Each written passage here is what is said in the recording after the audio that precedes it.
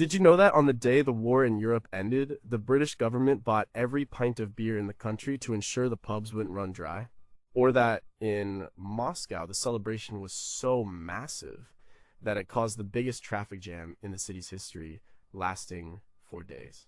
When the fighting finally stopped, after 6 years and a day, after an estimated 75 million deaths, the world didn't just sigh in relief. It erupted. But what does an eruption of peace actually look like? We have the pictures, we've all seen them, a sailor kissing a nurse in Times Square, people dancing on top of buses in London, a smiling soldier holding up a newspaper with the headline, Peace. These images have become our collective memory of victory. They feel simple, they feel pure, but are they? What if the most famous kiss of the 20th century wasn't romantic at all? What if, for every laughing face in the crowd, there was another one weeping, not for joy, but for the son who wouldn't be coming home? For every city celebrating, there was another lying in silent ruins, liberated but destroyed. These photographs froze a single second of a complex human emotion. They captured the release, but they often missed the cost. They show us the end of the war, but they don't show us what came next. This is a look at those moments, the ones captured on film, and the ones that live only in the shadows just outside the frame. Number 5, what does a kiss in Times Square really mean? It's the picture. If you have to pick one image to summarize the end of the war, this is probably it. August 14th, 1945, VJ Day. A sailor in a dark uniform has a woman in a white nurse's outfit bent back in a dramatic movie star dip. He's kissing her hard, her body is limp in his arm is around her waist, hers is clenched in a fist. All around them, the crowds of Times Square blur into a chaotic backdrop of joy. The photo, taken by Alfred Eisenstadt for Life magazine, is called VAJ Day in Times Square. We just call it the kiss. For decades, that's all it was. A symbol. The perfect expression of a nation's relief. The exuberance of youth. The promise of life returning to normal. The sailor was every soldier coming home. The nurse was every woman waiting for him. It was anonymous, universal, and beautiful. It was a story everyone wanted to believe. But, the story isn't that simple. Eisenstadt himself didn't even get the names of the people in his most famous shot. He was running through the celebrating crowds, snapping pictures, and saw a sailor grabbing and kissing every woman he could find. Old women, young women, it didn't matter. I was running ahead of him with my Leica looking back over my shoulder, Eisenstadt later recalled. Then suddenly, in a flash, I saw something white being grabbed.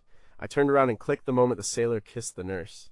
He took 4 pictures, one of them became an icon. The people in the photo were eventually identified as George Mendonça and Greta Zimmer Friedman. And their story wasn't a romance. They were complete strangers. George was on a date with his future wife, Rita Petri, who was actually visible in the photo, smiling over his shoulder. He was drunk, elated by the news of the war's end, and overwhelmed. He saw Greta, a dental assistant in her uniform, and just grabbed her. And Greta's own account given in an interview with the Library of Congress years later is telling. "It wasn't my choice to be kissed," she said. The guy just came over and grabbed. She described his strength. He was very strong. I wasn't kissing him. He was kissing me. For her, it wasn't a moment of passion. It was a moment of shock. A non-consensual act caught on film and mythologized by a world desperate for a happy ending. This single image forces us to ask a difficult question. How much of our history is based on a misunderstanding? The photograph isn't a lie. It's a true recording of a moment in time. But the meaning we've attached to it, the story we've told ourselves for over 70 years, is largely a fiction. It speaks to the power of photography, not just to document reality, but to create it. As the cultural critic Susan Sontag wrote in her book on photography, photographs are not just windows onto the world, they are also interpretations of it. The camera always selects frames and, in doing so, editorializes. Eisenstadt chose this frame. Life magazine chose to publish it. And the public chose to see it as a symbol of romantic joy.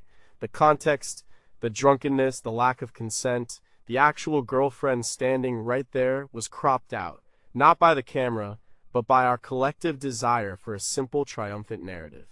The end of the war was messy, brutal, and complicated. A picture of a man celebrating by assaulting a stranger is, in some ways, a more honest reflection of that chaos than a storybook romance. But it's not the story we wanted. The identity of the couple was a mystery for decades. Dozens of men and women came forward claiming to be the ones in the photo. It wasn't until forensic analysis comparing the photo to other pictures of the claimants that Mendonça and Friedman were confirmed. The quest to identify them became a national pastime, a sort of historical detective story. It shows how deeply the image resonated. People didn't just want to look at the picture, they wanted to be the picture. They wanted to own that moment of historical significance. So what does the kiss in Times Square really mean? It means that victory is complicated. It means that joy can look like aggression. It means that history is what we choose to remember, and photography is a powerful tool for shaping that choice. It's a beautiful image of a troubling moment, a national myth built on a stranger's unwanted advance. And maybe that contradiction is the most honest thing about it. What if Alfred Eisenstadt had turned his camera a few feet to the left?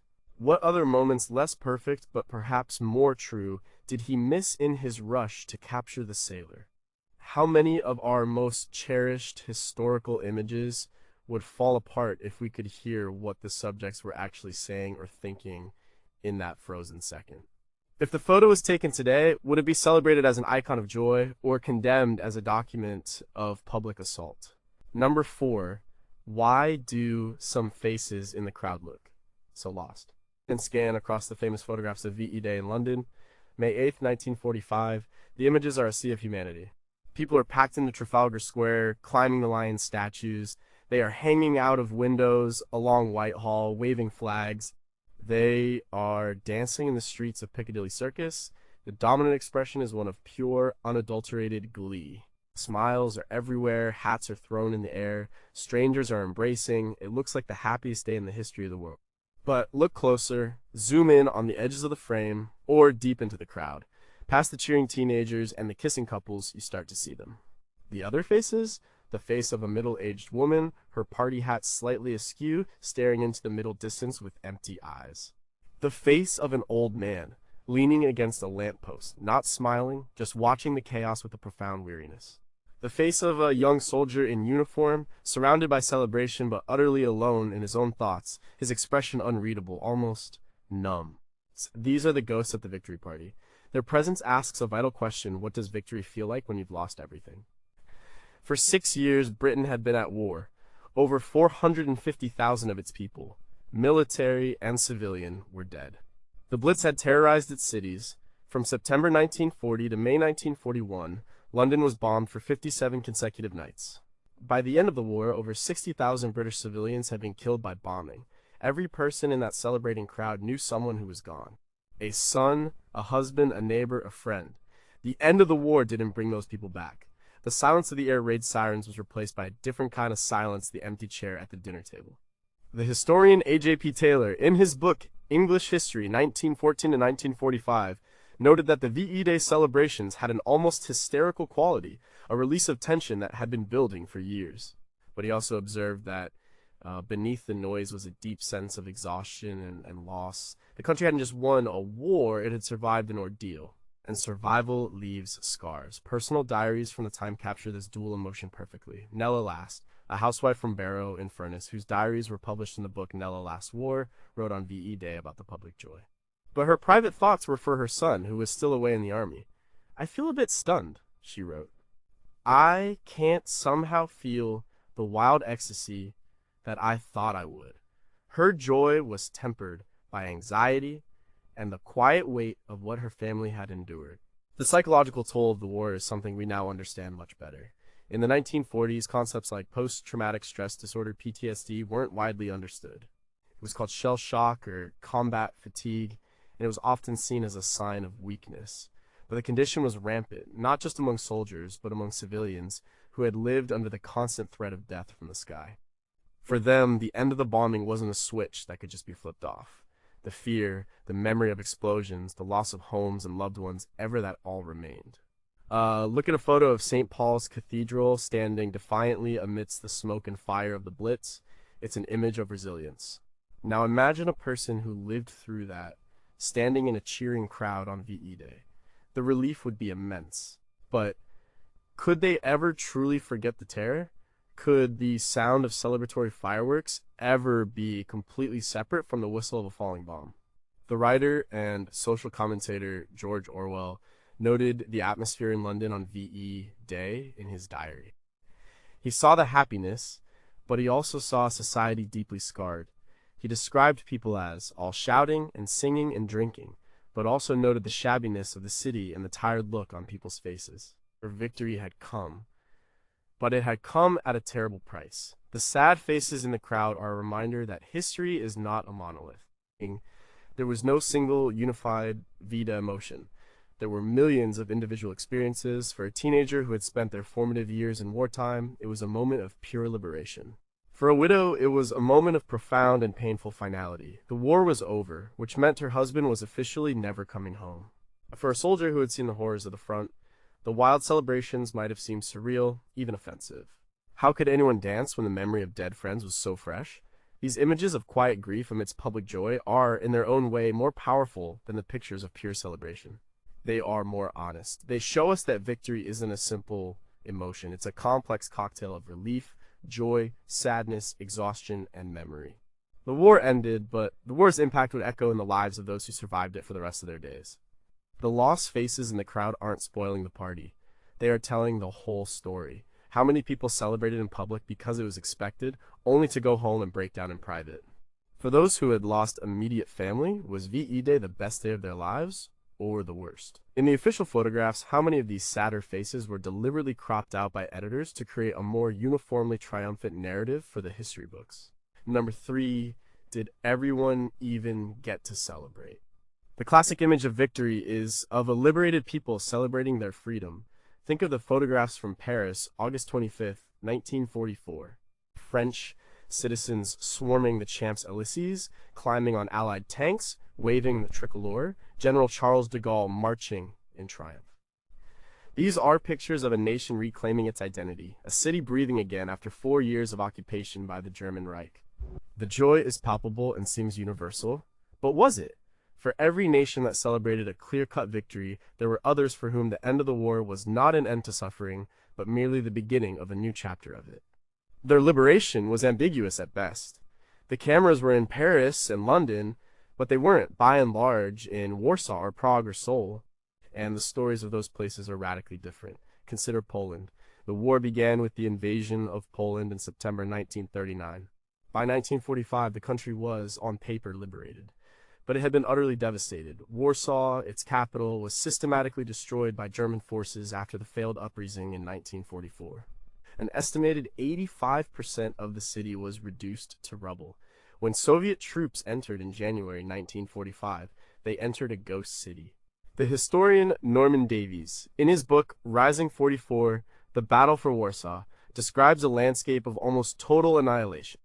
There were no mass celebrations in the streets of Warsaw. There were only survivors picking through ruins. But furthermore, Poland's liberation from one occupying power led directly to its domination by another. The Soviet Union, which had invaded eastern Poland in 1939 as part of a pact with the German regime, now controlled the entire country.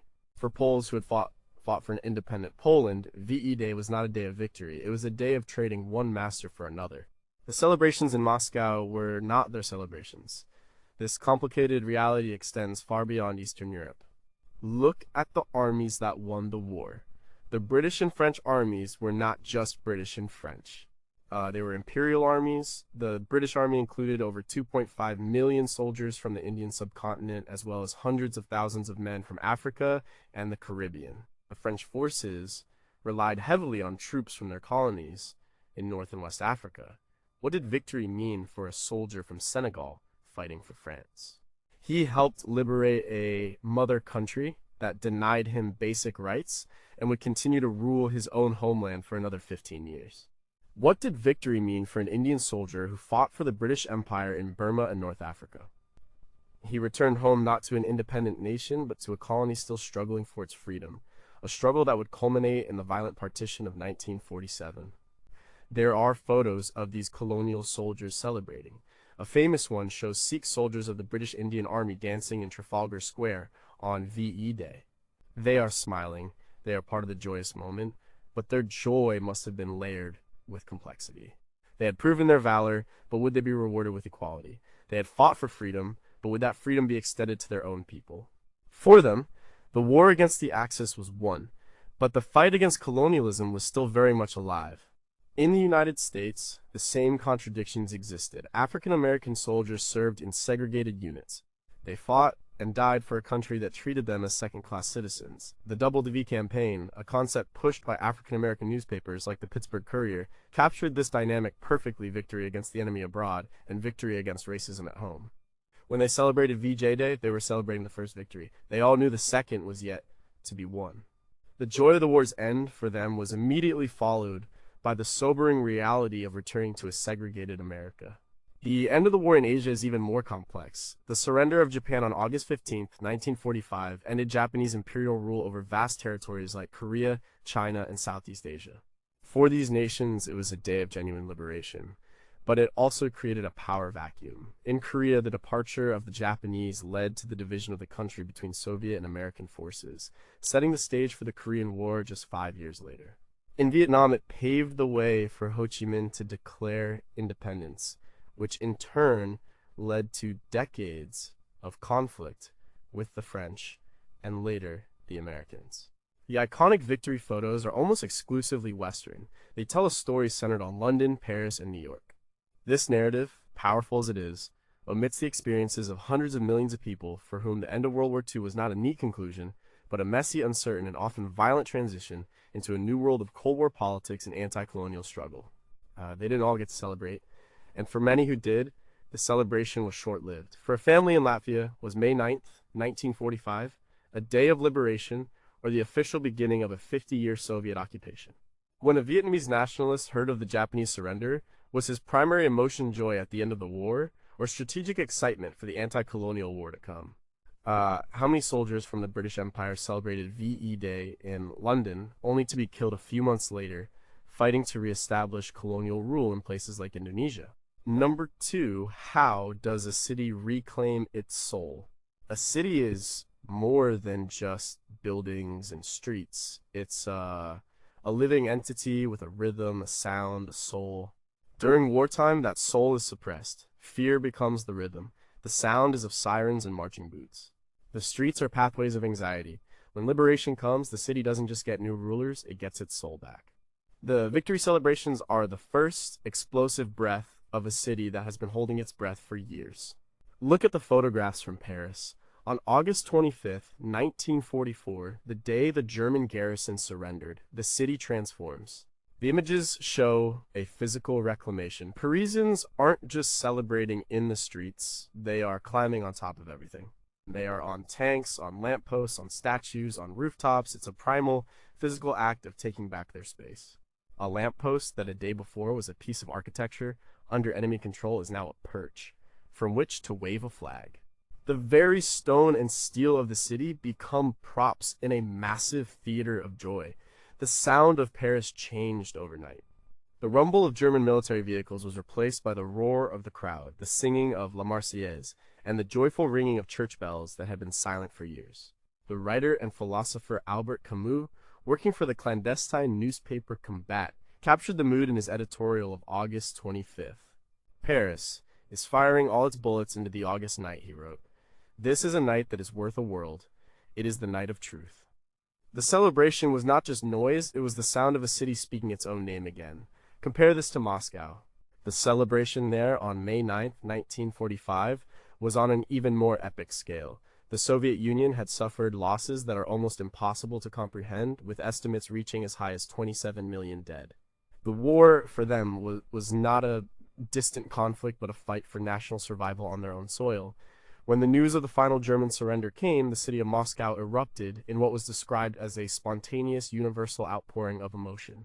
Photos show Red Square completely filled with people. Strangers were hugging and kissing soldiers. Vodka flowed freely. The writer and journalist Vasily Grossman, in his epic novel Life and Fate, described the scene through the eyes of his characters. It was a moment of pure human release, a joy so intense it bordered on delirium. But the Soviet celebration also had a different, more orchestrated dimension. On June 24th, 1945, a massive victory parade was held in Red Square. This was a state-managed spectacle designed to project power. The most famous images from this event show Soviet soldiers carrying the captured standards and banners of the defeated German army and throwing them down at the base of Lenin's mausoleum. It was a deeply symbolic act of humiliation and triumph. Here, the celebration wasn't just a spontaneous popular event, it was a carefully choreographed political statement. The city of Moscow was not just reclaiming its soul, it was asserting its dominance as a new world power. In London, the reclamation was different again.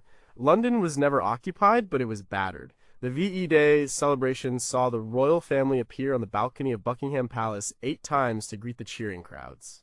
King George VI was a symbol of national steadfastness, but the two young princesses, Elizabeth and Margaret, were allowed to slip out of the palace anonymously to join the crowds below. Princess Elizabeth, the future queen, later called it one of the most memorable nights of my life. This act, a small detail in a day of massive events, speaks volumes. It was about the monarchy, the symbol of the nation, breaking down the barriers of formality to physically join with the people in the streets. It was the ultimate act of a city coming together. The physical space of the city becomes the stage. The grand boulevards designed for military parades are taken over by dancing civilians. The public squares that were sites of grim wartime proclamations become outdoor parties. Even the rubble takes on a new meaning. A bombed-out building is no longer just a scar, it's a testament to what the city has survived. It's a backdrop to the celebration, a reminder of the price of the joy everyone is feeling. These celebrations were the moment a city's psychological map was redrawn. Or a street corner where you once hurried past, afraid of being stopped by a patrol, was now a place to embrace a stranger. A public park where children were forbidden to play was now filled with music. The very air, once thick with the tension of war, was now filled with confetti and song. It was an urban exorcism. How long does the memory of fear linger in a city's stones? After the crowds went home, when a lone person walked down the Champs-Élysées at night, did they feel the ghost of the occupation or the echo of the Liberation Party? In the bombed-out sections of London, did the first post-war flowers growing through the rubble seem like a sign of hope or a sad reminder of the buildings that were no longer there? Can a city ever truly be healed, or does it simply learn to live with its scars? Number 1. When the cheering stops, what is left? There is a photograph, less famous than the others, that shows a street in a city like London or New York on the morning after the victory celebration. The crowds are gone, the street is a mess. It's covered in a blanket of discarded newspapers, streamers, confetti, and empty bottles. A lone street sweeper stands with his broom, looking at the monumental task ahead of him. The party is over. This image, in its quiet, anticlimactic way, might be the most important one of all. It shows what comes next. The end of the war was not an end, it was a beginning, and the world that began in 1945 was a broken one. The euphoria of VE Day and VJ Day was a fleeting moment of release before the staggering reality of the post-war world set in. The first task was simply dealing with the human cost. Europe was a continent of refugees. The United Nations Relief and Rehabilitation Administration, UNRWA, estimated in 1945 that there were over 40 million displaced persons, or DPs, in Europe alone. These were people whose homes had been destroyed, who had been forced into labor, or who were simply lost, wandering a continent in ruins. The images of the celebrations stand in stark contrast to the images from the DP camps. Photos from places like the Bergen-Belsen camp after its liberation show not celebration, but the hollowed-out faces of survivors, people who had endured the absolute worst of humanity. Their war did not end with a parade. It ended with the slow, painful process of trying to reclaim a life from the ashes. For them, victory was a complex concept. The regime that had tried to murder them was gone, but so were their families, their homes, their entire worlds. For the soldiers, the end of the fighting was the beginning of a different kind of challenge, the journey home. Millions of men had to be demobilized and reintegrated into civilian life. The American WWII bill, passed in 1944, was a landmark piece of legislation that helped veterans with education, housing, and unemployment benefits. It was a recognition that the transition from soldier to civilian was a difficult one. Many men returned with deep psychological wounds, what we would now call PTSD. They had witnessed and participated in acts of extreme violence. How do you go from a battlefield in Germany to a quiet suburban street in Ohio? The writer and veteran Paul Fussell, in his book Wartime Understanding and Behavior in the Second World War, wrote about the immense psychological gap between the soldiers who fought and the civilians back home. The soldiers had a knowledge of the war's brutality that they could never fully communicate. The victory celebrations, with their naive joy, could feel alienating to a man haunted by the memory of a friend dying next to him in a foxhole. The end of the war also unleashed new conflicts. The joyful images of American and Soviet soldiers linking up at the Elbe River in Germany in April 1945 symbolized the unity of the Allies. But this unity was paper thin. Within months, the alliance had fractured. The war against one common enemy was over, and the ideological struggle between capitalism and communism, which had been put on hold, came roaring back to the forefront. In a 1945 essay, George Orwell first used the term Cold War to describe the new geopolitical reality. The confetti had barely been swept from the streets before the world was dividing into new hostile camps. The threat of conventional warfare was replaced by the new, terrifying shadow of the atomic bomb, which had been used to force Japan's surrender. The global political landscape was remade. The old European empires, Britain and France, were victorious but bankrupt and weakened. The United States and the Soviet Union emerged as the two new superpowers. The war that was fought to defeat aggressive empires ironically led to the creation of a new bipolar imperial world. So we are left with the images of the party and the reality of the morning after. The photographs capture a genuine, necessary, and beautiful moment of human release. The world had pulled back from the abyss. But they are just that, a moment. They don't show the street sweeper. They don't show the displaced person searching for their family. They don't show the soldier waking up from a nightmare. And they don't show the politicians drawing new lines on a map, planting the seeds of future wars. The war that was supposed to end all wars didn't. It ended one specific terrible conflict. But the human capacity for violence, for division, for fear, that didn't end. The cheering stopped. The work of rebuilding a shattered world and of navigating the dangerous new one that had just been born was only just beginning. How many victory celebrations ended in violence as drunken crowds turned on those suspected of collaborating with the former enemy? Of all the millions of pieces of confetti thrown, how many landed on the graves of the unknown? What is the half-life of a moment of pure collective joy? And when it fades, what exactly is it that's left behind?